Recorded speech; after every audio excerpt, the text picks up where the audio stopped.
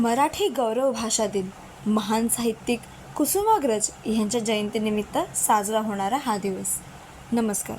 आजचा दिवस फक्त दिनदर्शिकेवरचा एक दिवस नाही. आजचा दिवस आहे आपल्या श्वासात मिसळलेल्या त्या शब्दांचा, ज्या शब्दांनी आपल्याला आई म्हणायला शिकवलं.